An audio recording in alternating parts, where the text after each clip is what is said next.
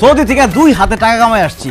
এই 6 মাস গ্রামে থাকবো, খাবো, ফুর্তি করবো, ঘুরবো, মজা করবো আর 2 হাতে টাকা উড়াবো। দেখো দেখো সব কিছু হয়ে গেছে রঙিন, এসে গেছে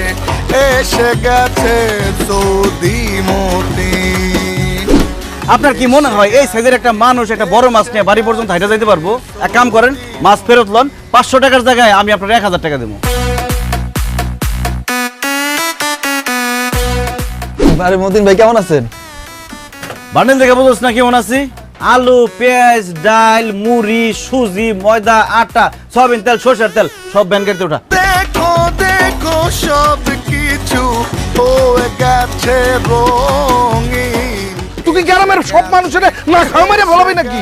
আমি গ্রামের মানুষ না খায় এরকম কেন লিখে? আরে ভ্যানের মধ্যে যেই পরিমাণে বাজার দেখতেছি, আমার তো মনে হয় বাজারের সমস্ত বাজার তুই একাই নিয়ে চলে আসছ।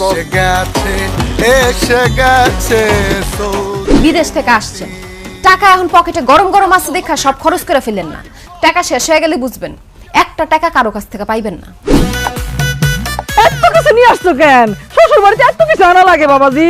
আমি সৌদির বাদশা মোহাম্মদ বিন সালমানের কোম্পানিতে চাকরি করি। আমি শ্বশুর বাড়িতে কম জিনিসপত্র নিয়ে আসতে পারি? কোন আম্মা?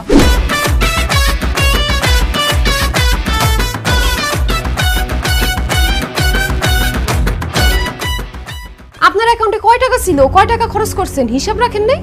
6-7 লাখ টাকার মতো ছিল। বিদেশতে বাড়িতে আইসা আপনি এমন ভাবে টাকা খরচ করছেন, আমি তো ভাবছি কোটি কোটি টাকা ইনকাম করে আইছেন আপনি। বাড়িতে এসেছিস তুই 4 মাস হয়েছে, এর মধ্যে তো টাকা শেষ। এই 5 বছর তুই বিদেশে কি করছস? ঘোড়ার ঘাস কাটছস? এখন আপনার কাছে টাকা নাই তো, এখন অনেক কিছু দেখবেন, বুঝবেন। আমি আপনারে বারবার কইছি না উল্টা পাল্টা টাকা খরচ করেন না, বিপদে পড়বেন আপনি একটা।